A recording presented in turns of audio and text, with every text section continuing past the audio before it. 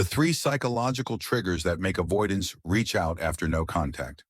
When it comes to avoidant attachment, most people misunderstand one key thing. Avoidants don't reach out because you disappeared. They reach out because something inside them finally shifts. No contact does not magically transform an avoidant into a secure, affectionate partner who suddenly misses you in the same way an anxious person would. What it does is remove the pressure that kept their emotional system locked. Avoidants don't respond to intensity, they respond to space. And when that space grows long enough, something surprising happens. The very distance they created to protect themselves becomes the same distance that makes them reconsider losing you. Today, we're diving into the three deep psychological triggers that make avoidants reach out after no contact. Triggers most people never even notice happening beneath the surface. The first psychological trigger is emotional dissonance, and it's one of the most misunderstood dynamics in avoidant attachment. At the beginning of no contact, avoidants feel relief. They're not in pain. They're not missing you. And this is where many people get discouraged because they expect dramatic regret right away. But avoidants experience separation like a delayed emotional echo. When you step back, they feel a strange inner freedom, a quietness in their nervous system. But as the days and weeks pass, that relief turns into confusion. They expected to feel happier without pressure, yet instead they start noticing a subtle emptiness. The silence you created begins to challenge the story they told themselves about you. They told themselves you were demanding. They told themselves you needed too much. They told themselves they couldn't give you what you wanted. But now, you're silent. You're not chasing. You're not reminding them of anything.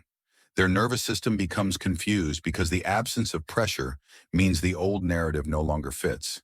That tension between what they expected to feel and what they actually feel creates emotional dissonance.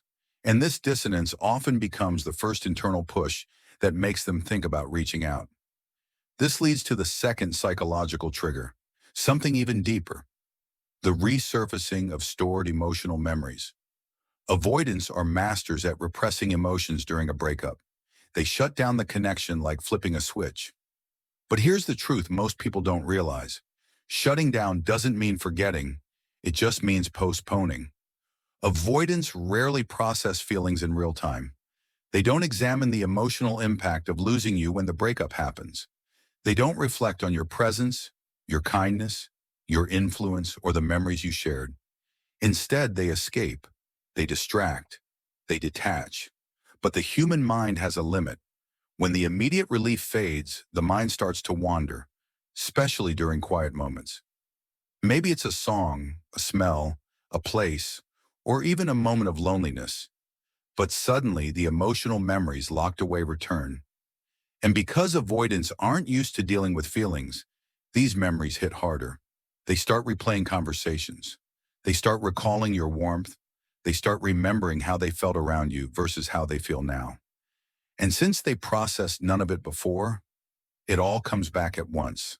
This resurfacing becomes a powerful emotional wave, a wave that makes them consider reaching out, not because they're desperate, but because their emotional system finally wakes up. The third psychological trigger, the deepest one, is the loss of perceived control. Avoidants need to feel independent, safe, and emotionally untouchable. They need to feel like they're the ones maintaining distance, not having distance forced onto them. But when you go no contact and you truly mean it, not fake it, something profound shifts. You stop playing the role they assigned to you. In their mind, you were the one who cared more. You were the one who would always try. You were the one who couldn't let go. But now, you did. And that flips the power dynamic in a way avoidants never expect. At first, they assume you're quiet temporarily. But when the silence becomes stable and consistent, their sense of control starts slipping. Suddenly, you are the unpredictable one. You are the one they can't read. You are the one who may no longer be available. More importantly, you prove, without saying a word, that you're not dependent on them. That realization hits the avoidant ego in a very specific way. It doesn't trigger panic like it would in an anxious person. It triggers curiosity, followed by uncertainty, followed by fear of losing access to someone who once made them feel something they rarely feel, emotional safety. And that fear, the fear of losing emotional access, becomes the strongest internal pull that nudges them to reach out. But the story doesn't end there. There's a fascinating thing about avoidance that most people overlook. Avoidants do not reach out when you want them to. They reach out when they believe it's safe to do so. When your silence becomes consistent instead of reactive, they start believing they won't be met with emotional demands. And ironically, the very thing people fear, silence, is what creates safety in the avoidant nervous system. That safety is what makes them open the mental door they had shut. When an avoidant reaches out after no contact, it's not because they woke up one morning overwhelmed with love. It's because their defensive system lowered enough for their feelings to come through. It's because your absence changed their emotional landscape. And it's because the distance has now become uncomfortable instead of comforting. Another layer to understand is that avoidants don't usually reach out with dramatic emotional declarations. They reach out in small, low-risk ways. A casual message, a random meme, a "hey, hope you're good." These tiny breadcrumbs are not laziness. They're emotional temperature checks. They're trying to see if the connection still exists without risking emotional overwhelm. They want closeness, but they're terrified of it at the same time. And when you respond calmly, without pressure, without expectation, you signal safety again. That doesn't guarantee reconciliation, but it does show you've shifted the dynamic in a profound way. And here's the ultimate truth. Avoidants reach out not because you disappeared, but because you stopped feeding their story. You stopped being predictable. You stopped being the one who filled in the gaps.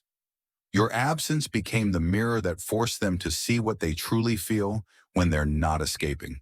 That's why no contact works, not as punishment, but as clarity. No contact reveals whether the connection was real or whether you were carrying the entire emotional load alone. So if you're in no contact right now, remember this. Avoidants don't break in week one. They break when the silence becomes louder than the pressure ever was. They break when the old stories stop matching the new reality. They break when they realize the distance they created doesn't protect them anymore. Now it isolates them. And that isolation forces them to confront something avoidants avoid at all costs: emotional truth. That truth is what makes them reach out. In the end, the three psychological triggers, emotional dissonance, resurfacing emotional memories, and the loss of perceived control, aren't tactics you can manipulate. They're natural human responses that happen when you step back and allow reality to speak louder than effort, when you give space instead of pressure, when you let them feel the emotional consequences of losing access to you. No contact isn't about winning, it's about revealing. Revealing their true feelings, revealing your true strength, and revealing whether the relationship was built on connection or just convenience. And if this video gave you clarity, make sure to subscribe, because this channel is where we decode human behavior, attachment, attraction, and the quiet psychology behind why people do what they do, especially the ones who seem hardest to understand. Your healing starts with understanding, and once you understand avoidance on a deeper level, you stop chasing and start attracting with peace instead of pressure.